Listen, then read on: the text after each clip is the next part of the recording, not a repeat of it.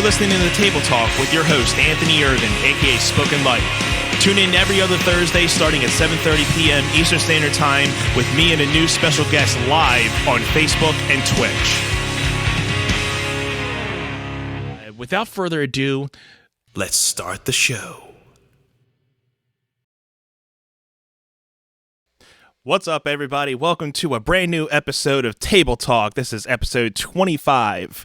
Man, 25 episodes. That's 2 dozen. That's 2 dozen. Just a little over 2 dozen. 24 is 2 dozen, but 25, 2 dozen and a plus. Yeah. So this is awesome. I got an awesome guest here tonight. I got to meet him last night. We had a great conversation. Looking forward to you guys meeting him. Most of you guys are local in the area. You may know this gentleman. He is a solo artist, and he also has a band of his own as well, and we'll be getting to both of those as well. But first, I want to be able to give a shout out to my Patreons on Patreon. I want to give a shout out to Bernadette, Dave, and Mary. Thank you all for being part of the Patreon, the private community of Table Talk on Patreon. If you guys want to be part of the show, feel free to look at the Patreon account and become a Patreon today. Patreon.com/table_talk. We have some great incentives over there. You're going to be able to get the bonus footage that's going to be available after tonight's show with me and the special guest tonight. And you get bonus footage after every show. So there's extra content, and you'll be able to get downloads of these episodes, video and audio.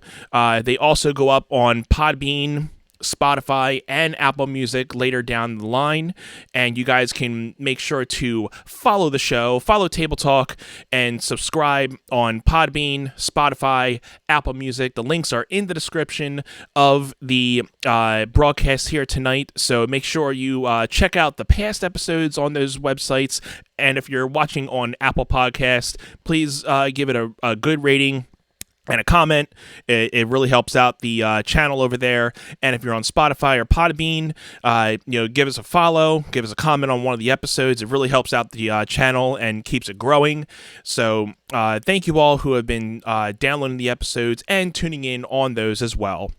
So without further ado, let's get to our special guest tonight, shall we? So ladies and gentlemen, let's introduce Matt McCann.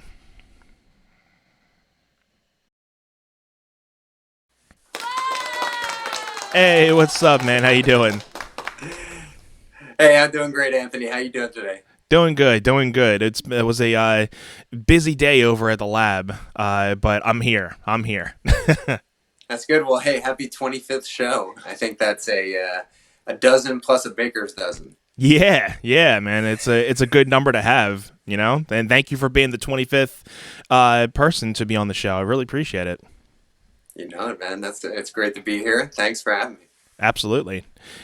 So for those who may not know you, how about you give a little bit of a background about who you are, Matt? Yeah, absolutely. So, singer-songwriter, band leader, producer, engineer, all those kind of things. So I've been a musician for over 20 years. I've played on 5+ albums and produced other people's albums and played on other albums as well. I'm a lifetime musician, and some people might know me from the band Muskrat Flats. We play, the Philly area and tri-state area, and this year we'll be getting out to some West Coast shows and maybe some Midwest shows as well. Very nice. But that's kind of a snapshot of my musical journey there. Yeah, I am still a little new to the Muskrat Flats. Now, I usually see them playing out, and so are they strictly original band, or is it original and covers, or how did that all kind of start out for you guys?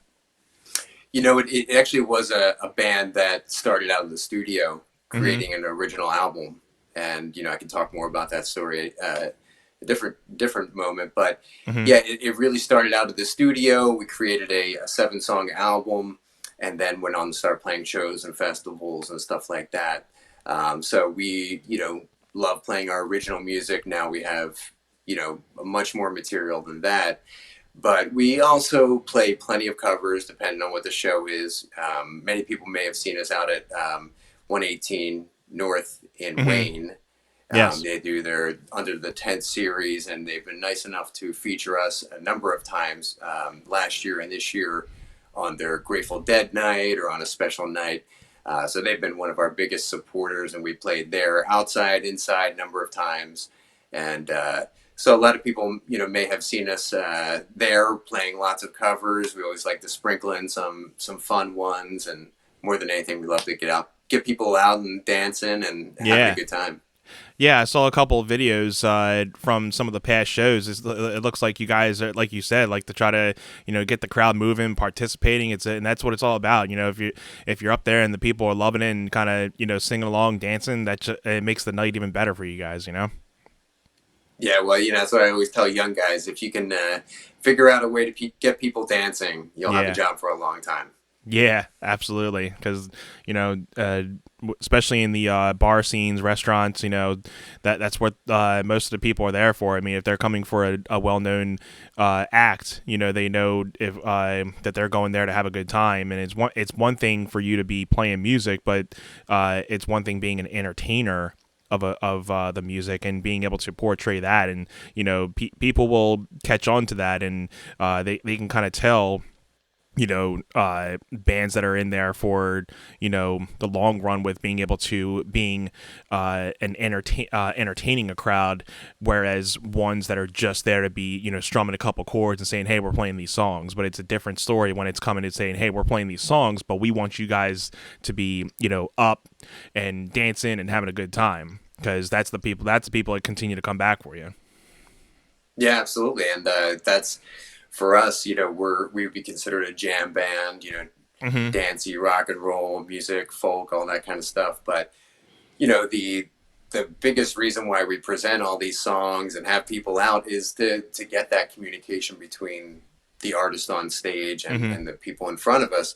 That's what we really love. It's fun playing in acoustic shows, and I play all kinds of shows from a tiny little acoustic show to bigger rock and roll shows. But you really have to contour what you're doing. Sometimes when you're in music, unfortunately, you're the background music, and then Right. people put their head up and they say, "Oh yeah, I dig that song. That was cool." Yeah, Hmm. but you really got to figure out what the crowd you're playing to. And for us, we know that our success is getting people engaged. And a number of times people have said to me, something about the Muskrats that they connect with the crowd in a certain way, and that's what we're going for. So if we're doing that, then we're doing our job. Yeah, yeah, especially with me, because I was an original artist coming up as a kid, and I've only been in the cover band scene for roughly like 4 or 5 years, and it was a big change to kind of go from being an original band, and you feed off a lot of that energy from the crowd, whereas being a solo artist in a bar, 9 times out of 10 you usually don't get that same type of reaction. People are, like you were saying, like you get the crowds that are just there to be there. They know you're there, but they're not gonna be like, hey, yeah, I'm coming out for this guy, or yeah, I'm like, they're just gonna be kind of doing their own thing, and every once in a while they'll turn to you and be like, oh, okay, I know that song, that was pretty good. And then but the other times you're just playing a song and you just hear like whispers, and you're just like, okay, next song. And then it took me a little while to kind of not expect the crowd to react and have me feed off the crowd to know whether I'm doing like a good set.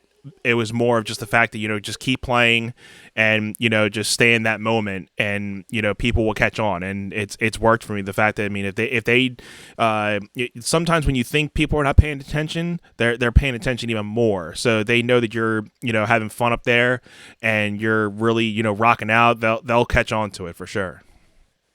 Yeah, you said it. That's the biggest job right there. And hey, keeping people in a seat at the bar, any bartender will appreciate that. Absolutely. Time and time again, if I'm playing a smaller bar or something like that, I always ask the guy afterwards, "Hey, what do you like to hear?" Or Hmm.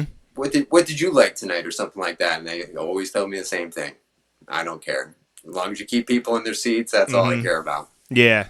Yeah, yeah, absolutely. Hey, the more seats, the more drinks that are being poured, the better the night's gonna be. So, Hmm. You said it. Yeah. So, as a solo artist, so were you a solo artist before going into the band scene, or was it kind of, a little bit of both, or just they kind of just came from the band scene and you were kind of like, okay, I want to start, exploring, a solo side of myself? Yeah, definitely. I would say the latter. When I first started out in music was maybe my high school years kind of thing, and was in a band. I was telling you last night. I think it was Uh called Partly Cloudy or something like that. It was a horrible, horrible band name, but we did covers and stuff like that. And then after I got out of high school, I played in a band called Easy Four, and we toured all up and down the East Coast and all that kind of stuff, doing huh. Awesome. original music. We would throw in some tasty covers and all Uh that huh. kind of stuff. But my solo stuff didn't start coming until later. So I have played with a number of acts in between there, and I think in 2017 I put out my first real solo song, "Sweet Amalia." Uh huh. So yeah, definitely came later. It's everybody has a different musical journey, and mine was definitely helping people, accompanying people on tracks, all that kind of stuff, to help me figure out where I'm going and what do I sound like, who do I want to be, like, and all that kind of stuff, to finally, oh, okay, this is where I am, this is where I'm going, and this is what I sound like. Very nice. Yeah, and, I was kind of similar in a way. I started out doing a lot of band stuff, and the solo thing kind of came late for me.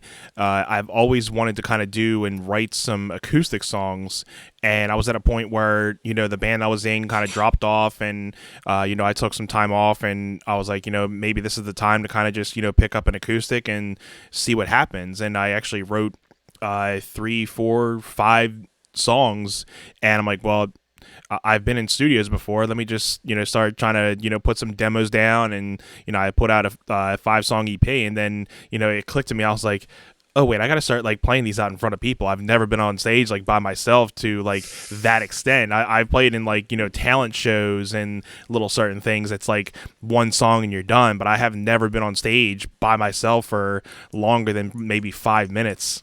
So it took me a Mm-hmm. little while to really gain the confidence with that. But I do got to say, I mean, I love the solo aspect of being a musician. And, I think a lot of my creativity really went and skyrocketed at that point, because I was, my role in a lot of my bands were mainly rhythm, and I would have my times where I would, have some leads here and there, but I kind of knew my role. I was okay with my role. So kind of transitioning into being the one, like, in front of bright lights and everything was like a new phase for me. But it after a couple of years, you kind of start realizing and getting that confidence back and everything. So yeah. And just like anything else, you just got to do it, be bad at it for a while, Yeah. learn, hopefully Oh learn, yeah.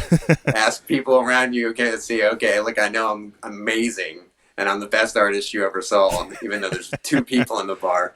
Now that we're past that, what can I do to get better?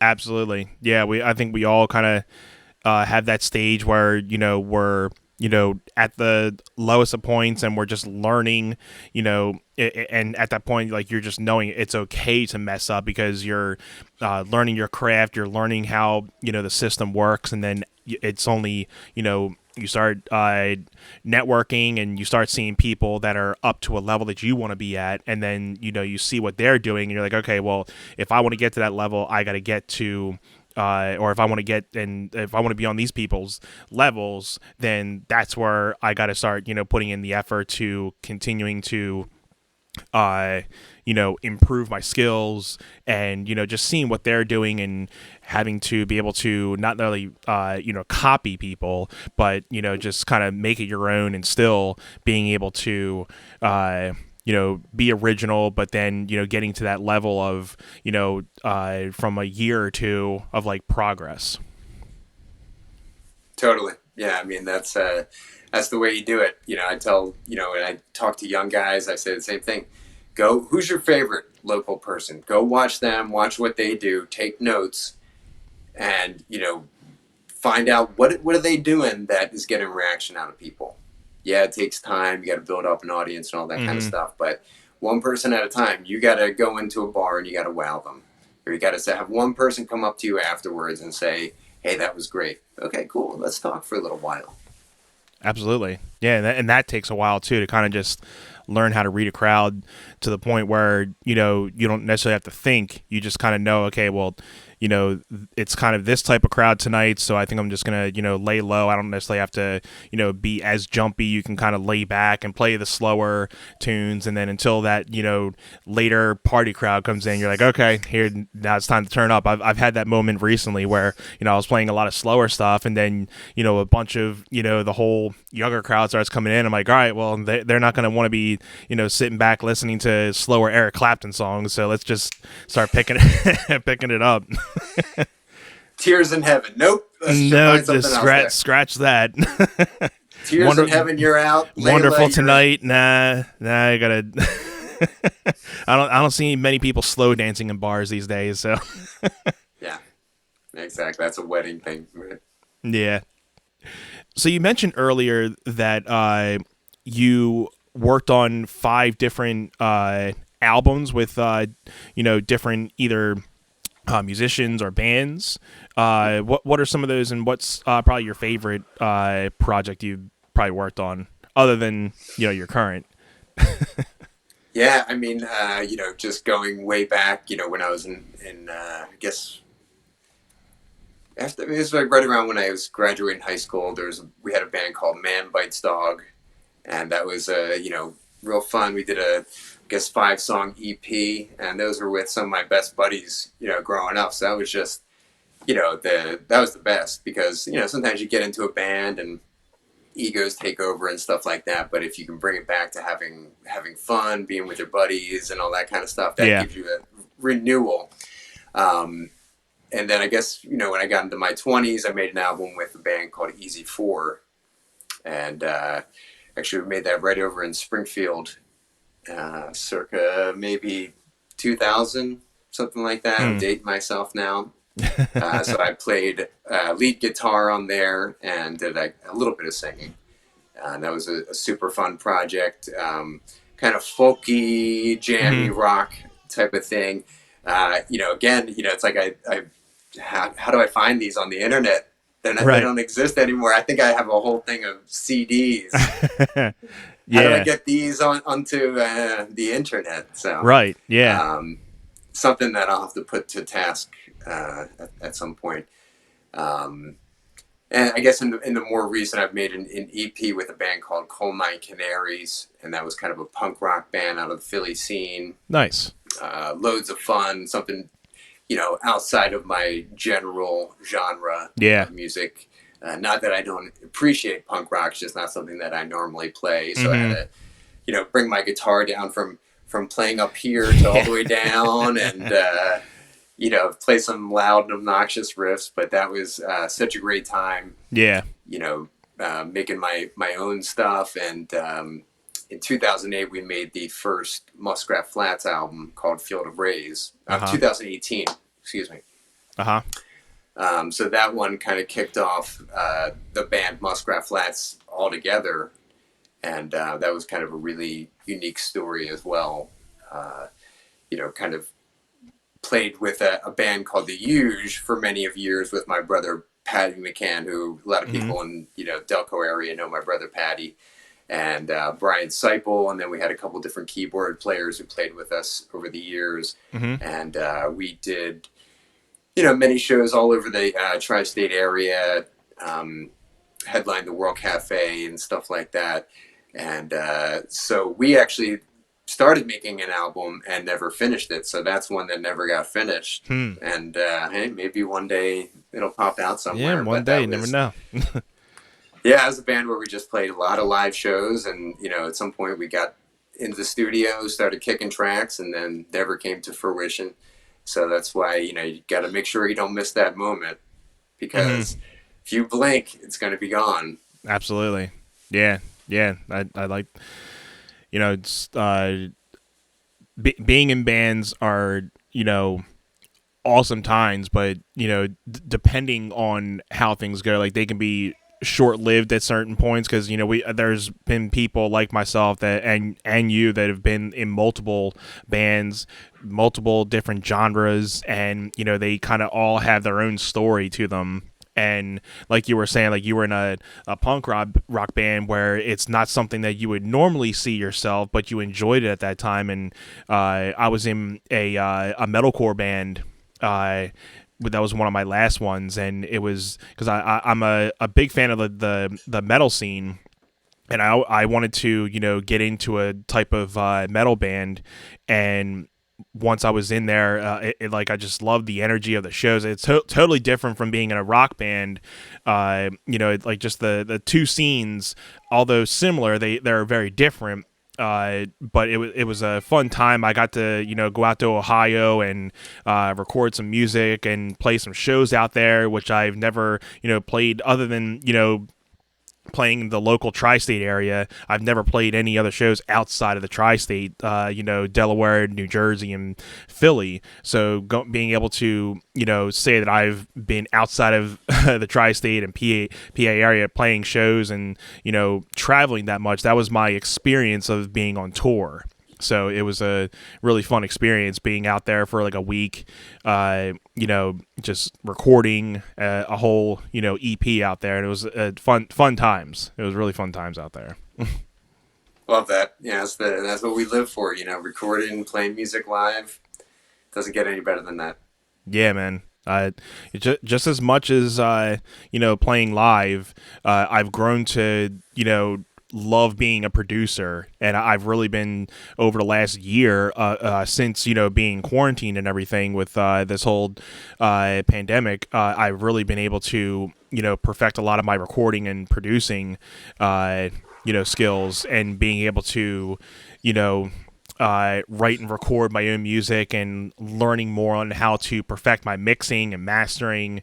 So although it's a shame with everything that's been going on, but it's kind of been good in the sense to kind of, scale it back and, have everybody kind of, improve their crafts and even take up something that they wouldn't necessarily maybe even have time for. And they're like, well, I mean, I have the time now, I might as well just try to experiment with it. And, I've always said that, once, we're definitely getting back to, a lot bigger of a normal than we were this time last year. But I feel, once the music business and music scene really starts getting out there full time and full tilt, it's going to, I reckon that we're going to have a lot of albums dropping from so many different bands. I mean, we've already seen a lot, but I think it's going to be a big boom of like new music that's going to be coming out. And I'm looking forward to that because, with a lot of guys that do it for a living, if they hadn't had to have, picked up a job or something, I mean, you would figure they're just going to be writing and recording.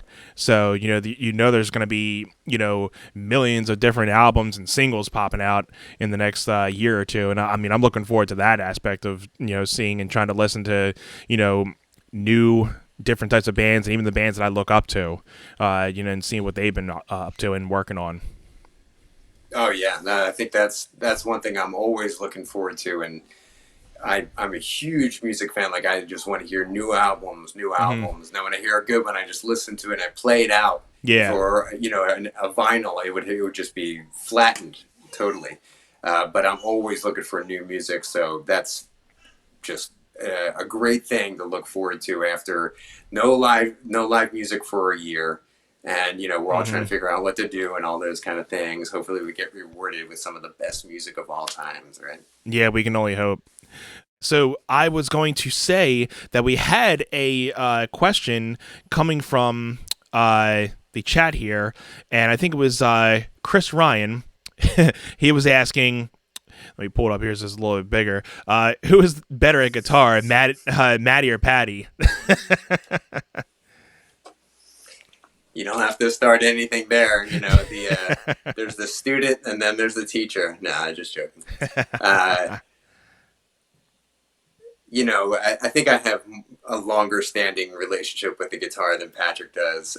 He is definitely a jack of all trades. If you know Patty, he plays drums, he plays bass, he plays guitar, he plays keys. He's a producer, all those things, but I might have him on guitar. Hey, we'll have to get a little guitar battle on here eventually. Yeah, we'll fight it out We'll one of these we'll settle days. it on table talk. Let's do that. Yeah, Yeah, yeah. The first guitar battle, love it. and also, and if you guys have any more questions, it's Anthony with us. I'm Maddie. Thank you. So we also, I believe this is from Zach Chap. So, Maddie, thank you so much for all you do for this scene, even though you are so far away from home. Yeah, yeah. Zach, you're my man. Have a nice relationship with Zach, especially this past year. We've known each other for a while, but this past year I've been working closely with him as I do with a lot of musicians all over the country. Mm-hmm.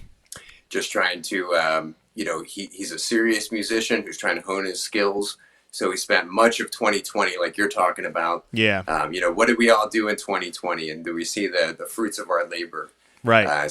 We worked tirelessly for about a year working on his EP. So getting just the ideas down, figuring out where we're going to record it, all those kind of things. So yeah, we spent a lot of time in 2020, and then I guess just maybe a month or two ago, he got to release his single "Communicate." Communicate. So Yeah. that's huge fan, and he put in a lot of hard work. So it's good to see that finally come to fruition.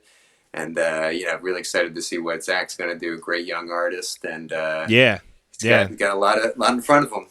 Absolutely, yeah. Zach is a very awesome dude, and I was proud to be able to talk to him in one of the past episodes we had, and I got to have him play "Communicate" on air, and I listened to it before, and I definitely had, it's like I think from what I remember, it was like a very,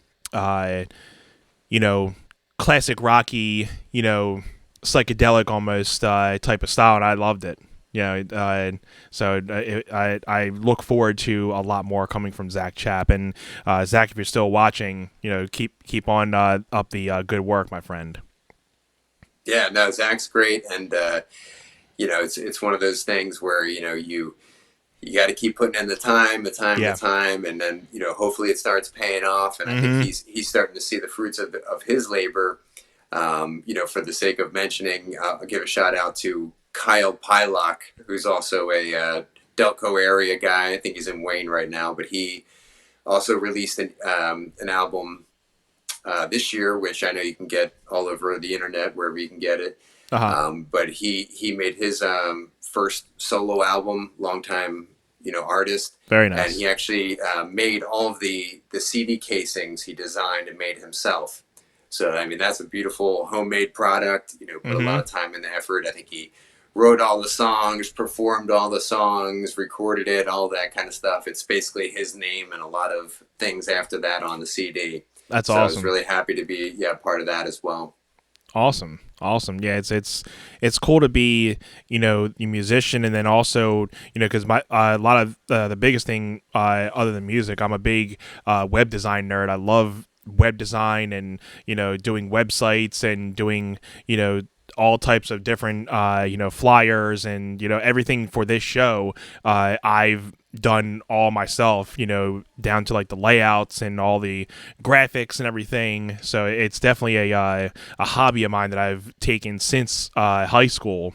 I've only really taken one little course in high school on how to really work with HTML and stuff, but everything else, YouTube is my best friend lately with a lot of that stuff. So you figure out something and you're like, okay, well, if YouTube doesn't have it, then I don't know what to do. That's exactly it. You know what? And nowadays, you got to do everything. You got to know how to do a little bit of this and a little bit of that. It definitely And, helps. Oh yeah, no, and I mean, if you're gonna make a splash and I just play guitar, I'm gonna wait for somebody to come along and see me. That's not gonna happen. But I'll give a shout out to Patty, probably one of the, if not the most hardworking guy in Delco. Now that I've left Philadelphia area, he's definitely one of the most hardworking guys. You see him behind the lighting rig, you see him behind the sound rig, you see this guy on stage helping people. He's doing it all, but he released, I guess, 2 EPs over the course of the pandemic. And this is more of his electronic DJ kind of stuff. And, beautiful thing. You should check that out. I mean, but he didn't miss much of a beat. Uh-huh. Definitely stayed real busy on the internet, Facebook and all that kind of stuff, and releasing 2 EPs. That's a huge deal. And, he's another guy who, I said, I got these songs, blah, blah, you're going to put them out, right? When's that EP coming out? Kind of thing. And it's, great to see. I love jamming to the tunes, so it's great to see, just like you said, new music coming out of a bad situation, and Mm-hmm. just in general, from 2020, let's keep the good stuff, get rid of the bad stuff that was in 2020, and we'll be good. Absolutely. I mean, there's always some type of positive you can take from a negative situation. So I feel, it's a shame, and it's 2020 was a time for ages that will never be forgotten. But it's only so much that you can do, but if you try to take and make the best of those, hopefully everybody made the best of those days, instead of just just thinking, well, I'm just going to sit home and eat and drink. I know I did a lot of eating, but on the music side, I started really trying to take that time to think about hey, what's certain things that I needed to do, and that I can if I'm coming out of this and I want to make like a big impression. There was I wanted to upgrade a lot of my gear. I wanted to upgrade this and that. I wanted to kind of work on certain things, and this show was born within that time. And then working on my video production skills and doing this and being a producer of a show, of my own show. Never would have thought of being a host of any type of show, but I've grown to love doing this, and talking to people like you, Matt, and it's been such an awesome time just continuing to get to know you on a level, and continuing to learn about other musicians, and how we love what we do, and we love to continue to entertain people on different experience levels. And like how you're teaching the younger generation, I love trying to help out people that are just starting out, or just need that extra push to be like, hey, I mean, I'm either a songwriter, but I haven't really had a chance to really start putting my music out there. What do you kind of have as advice? Or it's just giving any type of advice on how to perform, even going to like live streaming here. I've done many live streamings way before the pandemic hit, and even that I feel I've kind of started to upgrade, and try to make it as entertaining as possible, instead of just throwing your phone up there and just hoping that the audio is always working, but trying to make it the best the best thing kind of on the internet, if not one of the best. So yeah, you said it, man. That's I think that was if you weren't kind of going into the dark place and having to deal with so many things in 2020, if you didn't have to do that, you weren't alive in 2020. Yeah. But at a certain point, a lot of us said, what am I going to do? For Muskrat Flats, we played our last show in late December of 2019, with the hopes, I left New Year's Eve for California, and we're going to take the first 3 months off, and then, I was going to get back on the plane and, start doing shows again. Uh-huh. That's the best laid plans right there. Of course, that didn't come to fruition, and everything got pushed back, and all that kind of stuff. And you get depressed, you get sad, but then eventually you say, okay, well, what are we gonna do? I guess we're gonna write new songs. I guess we're gonna, like you said, figure out some new ways to get our music out there. We also had been working on our merch line, and we had redone our branding and stuff like that. So we said, okay, let's keep working that, and came out with a whole line of t-shirts and clothing and all those kind of things. So along with you, I also helped to redesign the Muskrat Flats website, started a mailing list online and all that kind of stuff. So very nice. We didn't really waste much time ourselves. We were communicating every week, coming up with, what's the backup plan for this going to be, what's the next move here, and all that kind of stuff for when, the dust actually settles. I agree. And you're always thinking 10 steps ahead when it comes to a lot of this stuff. You're always thinking, trying to keep, your social medias up, trying to, be a writer, be a performer. It's, a lot of people only see, what's on the phones most of the time, like, oh yeah, Matt's playing, or the Muskrat Flats are playing, but then they don't see the behind the scenes of, the countless hours, what it takes to, get to that point. And unless you have a lot of friends of the band or people that know personally, but it's what we do, it's what we love doing. And I wouldn't be doing anything else if it came to it. I just love being able to perform for people, and being able to especially with original music, having music that touches people in certain ways, that when they come to you and say, like, hey, this song like really meant a lot to me. And when you're writing, I know for me, sometimes I'm not usually thinking I'm writing this for a certain person. It's just more, this is what's coming out in this song. And I don't usually tend to write it thinking that it's going to be somebody that's coming to me and saying, like, yeah, I put this on and it really gave me a good feeling or anything. But it really makes my day when I have somebody that comes to me and says, I've been listening to this album or these couple songs, and it's just gotten me through a lot of certain things, and it just makes my day even better listening to it. So it's fun to hear those type of comments from people.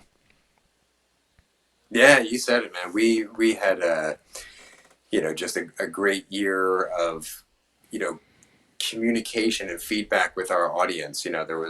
We were all stuck inside, more or less, and whatnot. But, we were definitely trying to get, Patty would be the biggest, example, but he was, week in and week out on Facebook, putting himself out there and keeping people engaged. I was trying to do it as much as I can too.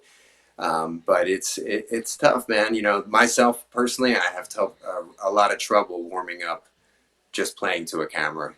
For me, there's definitely a live aspect that I don't want to say it's kind of crucial, but it's a big part of why I love music. And to your, like you mentioned there, that playing music part is very small. It's 5%, 3% of what we do as musicians. The rest of it is the planning, is the writing songs, is the getting prepared, getting organized, and all that kind of stuff. That's what, if you're going to do it, you're going to do it for a living. That's what you got to do. You got to absolutely. It's 3:30 in the morning, and you're still breaking down equipment, and you got to be up at 6:30 the next day, and get up with your job or your kids or whatnot. Right. That's when you find out if you really actually like music or if you just want to kind of hang out.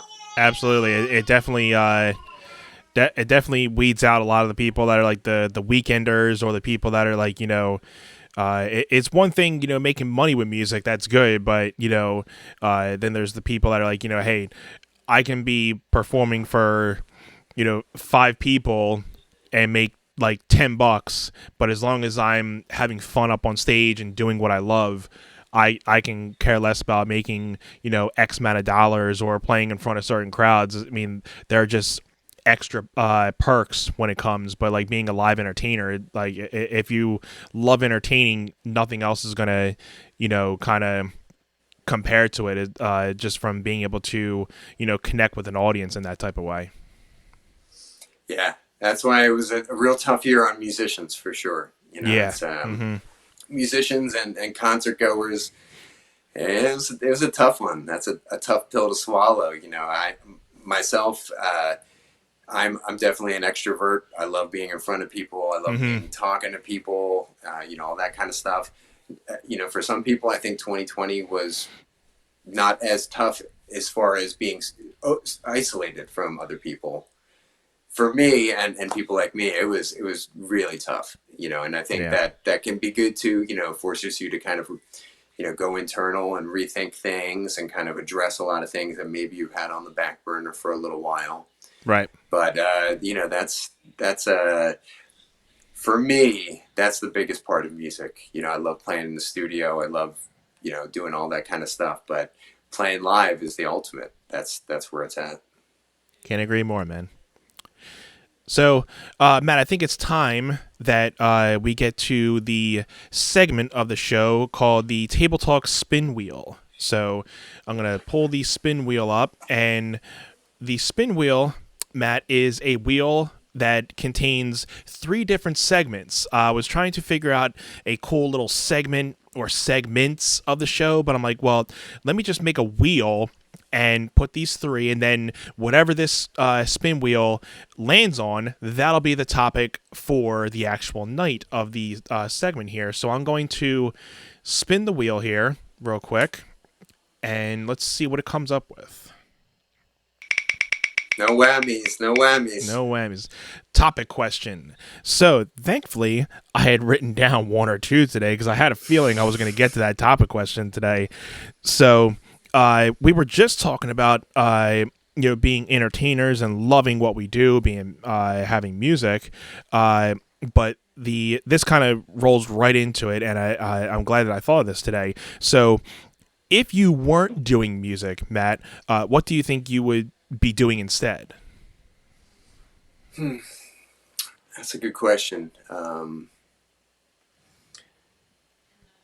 Whatever it would be something with connecting people, because I think that's what I really do is I connect people. Mm-hmm. And something with connecting people, bringing people together, something working with my hands. I've done many odd jobs in the past. I've worked on farms. That's definitely the hardest job I've ever had. I've worked on roofs, Uh-huh. all those kind of things, but something working with my hands, making things. I think that's something that's kind of lost on our generation, and maybe a little bit better than our generation is, making things that people buy, things that make people's lives better. Yeah. If we're talking about music, then, it's making music. But Right. that's something that I'm really passionate about. Like we talked about, I'm a big science dork, of course. Mm-hmm. But I think, overall, it would be working with people. I love being around people, talking, bringing people together, finding solutions, and creating. Whatever that job is, I'm down for it. That's awesome, man. Yeah, and I think that just kind of rolls right into the fact that music brings so many people together, and if you just have that in you, that even if you didn't have music, there's ways that you can still have that passion and put that into something else. If we didn't have music, there's always something that can potentially bring people together. It's just kind of thinking outside the box, or whether it be like another certain job that brings people to or connecting with certain people, and it's definitely a great trait for a lot of people, and that can actually make people feel good, and bringing people together in times when they actually need that type of connection, especially in the times that we've had, because there's a lot of people that have gone into dark times where they felt that they were they didn't have anybody, and I feel definitely it's the time now that we need to communicate with more people, even though we're getting back into like physical communication with people. I think we just have to continue to check on our loved ones, check on the people that we care about, and even you know, uh, you know, the people that we may not have full contact with, but just people we may have not talked to in a while, but just sending that message saying, "Hey, man, it's been a while. I just wanted to check in on you, seeing how you're doing." It goes a long way for a lot of people, you know. Yeah, actually, I found myself doing that a lot last year. And like just calling people up or contacting them randomly and just saying, I forget where we left things off. Did I leave that off on a good foot? How's things going? Let's catch Yeah. up, all that kind of stuff. Because, yeah, I don't know what it was, but, a lot of 2020 had me, sent me back into very contemplative, very much, reflecting on things that we don't often get to do if you're not meditating for hours a day, and not many of us have that kind of time. So, Hmm. that was definitely a big thing for me. Awesome. Yeah, it's awesome thing to have, man. Man. we've talked about a lot of your music projects tonight, and seems like you've had a wonderful, music career thus far. But I want to know, the what are some of your influences as a musician? Like, what are the bands, artists that kind of made you either want to pick up a guitar or something that kind of clicked and say, hey, this is something I want to be doing?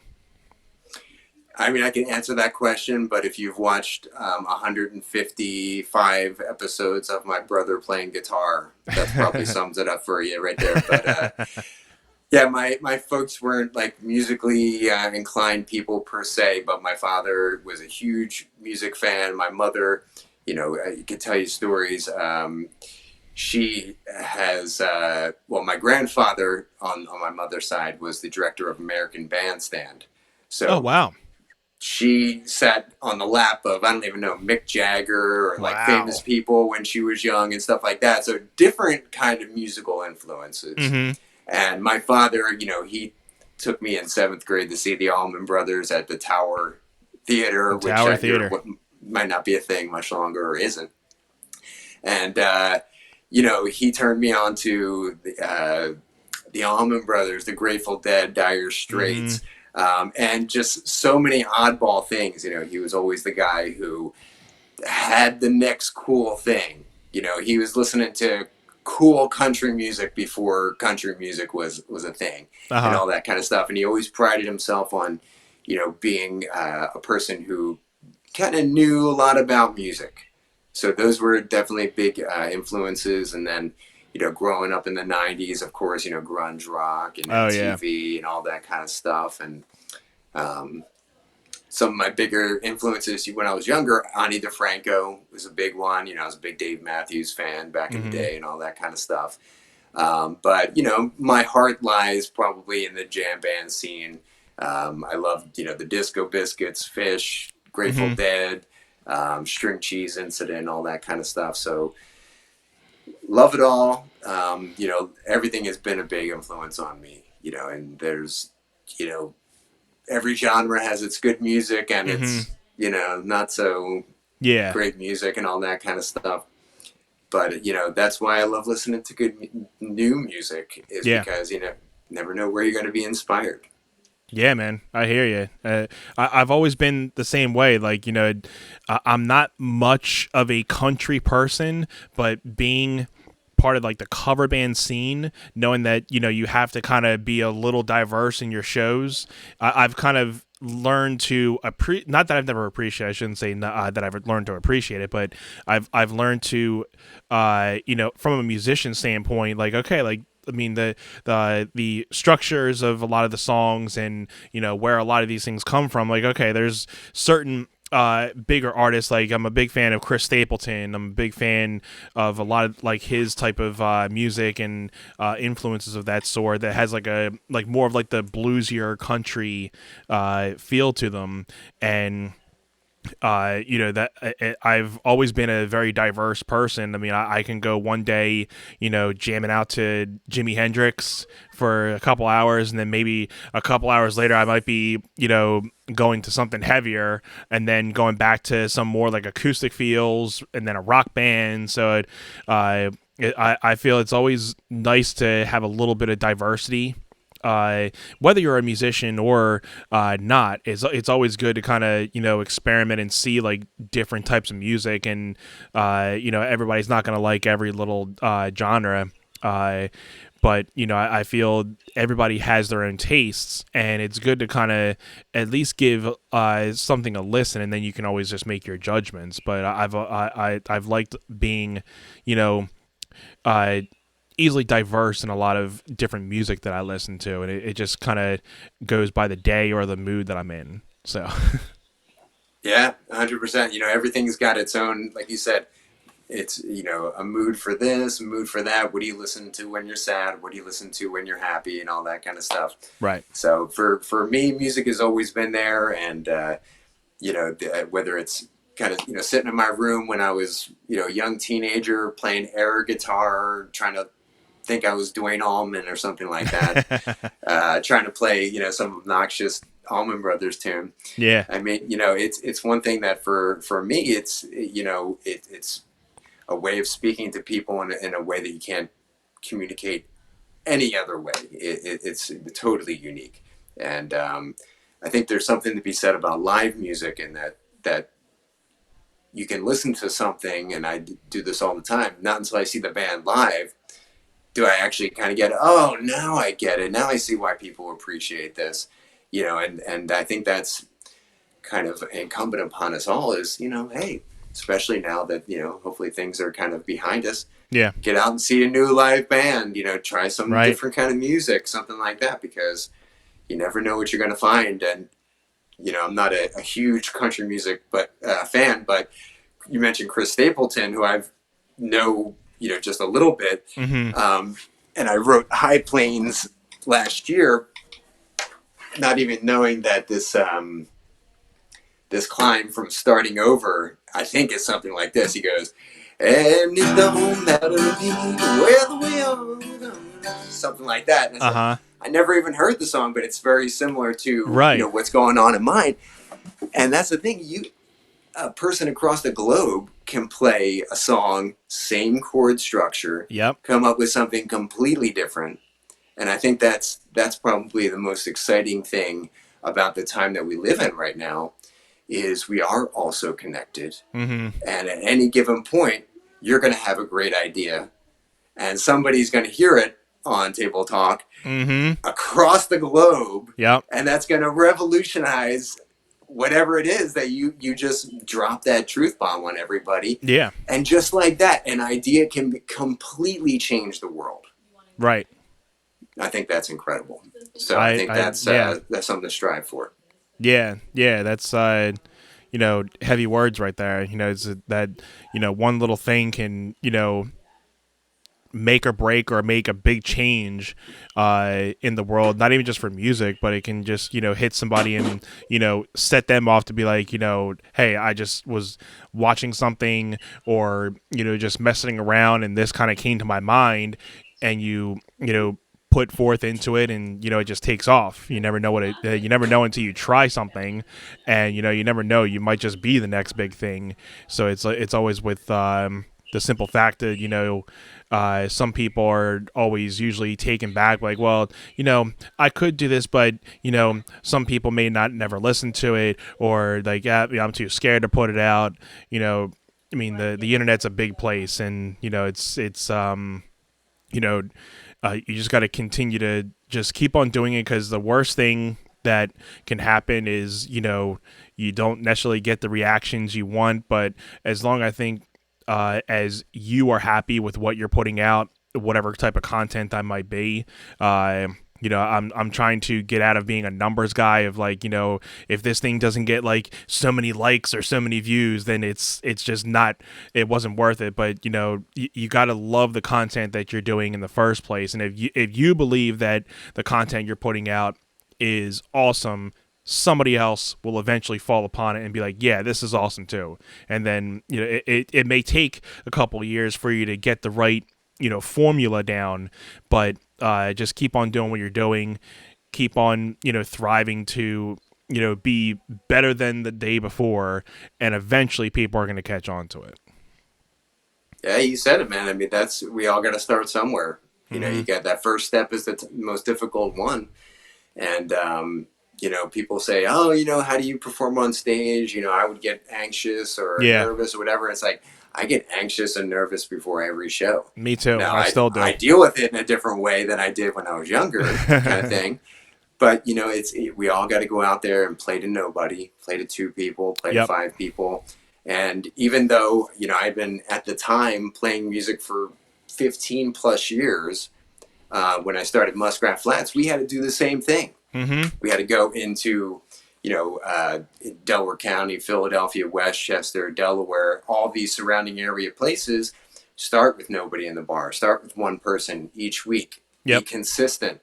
And next thing you know, it's 5, 10, 15 people show up, 20, 40 people. Next thing you know, the dive bar you're playing in is completely packed. Yep. Right.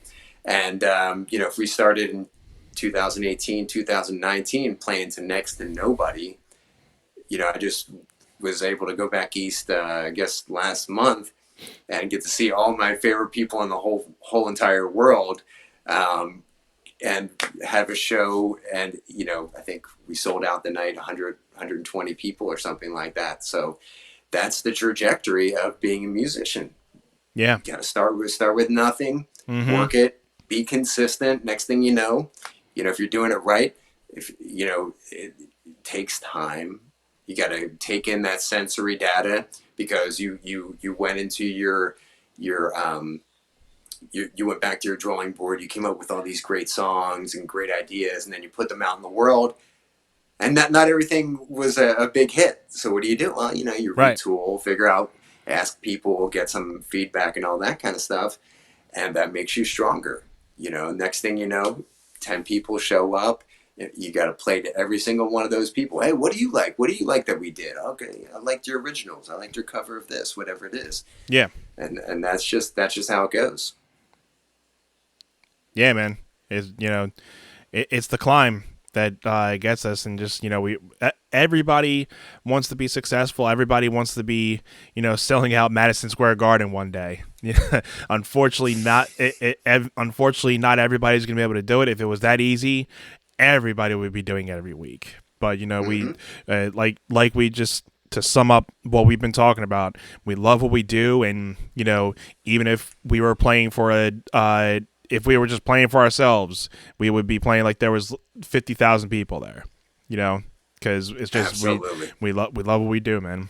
And I just want to say thank you for being on here tonight. It was a pleasure getting to finally meet you, and thank you for coming to me to actually be on the show. And it was a real pleasure, talking with you. And hopefully, when you're back on the East Coast, we can hopefully meet up one of these times and maybe have a physical conversation and talk a little bit more. And we'll have to get the Muskrat Flats on here and have you back and talk a little more as well. That sounds like a blast, man. I would love to have that. And, want to drop any preemptive rumors here, but, September comes around. Maybe Maddie will be coming back into town as well. And, definitely looking forward to the next round of shows coming up, and would love to, get in front of you, meet you face to face, maybe give you a hug and all that kind of stuff. But, I love what you're doing, man. And that's how it is. You're communicating to people. Somebody reached out to me today from just further south of me in California, and said, "Oh, I'm really excited you're going to be on Table Talk tonight. If you ever come out to California." And I said, "Oh, I live in California." Yeah. So you're getting out there, man. You're all over the place. So that's really cool to be here today, man. I appreciate that's awesome. And I love that people are kind of starting to pick it up. And, like you said, it's growing by every episode, and I'm loving it. I appreciate everybody watching tonight. Thank you for being so active in the comments section tonight, guys. So we will be back. I'm going to take a little small hiatus for maybe about 2-3 weeks. I'm preparing for my son's first birthday coming up in just about 2 weeks, so I'm going to be doing that, spending some time with the family, and then we'll be back with episode 26. I believe it's going to be in the second or third week of August, guys. So make sure you guys are following me here on Facebook and Twitch. Make sure you guys follow Matt and the Muskrat Flats, and we'll be trying to get them on the show here, hopefully before the end of the year. And just want to say thank you all for being here. You've been watching Table Talk. We will see you on another episode, guys. Have a great one, and thank you, Matt. Appreciate it. Talk to you soon, man.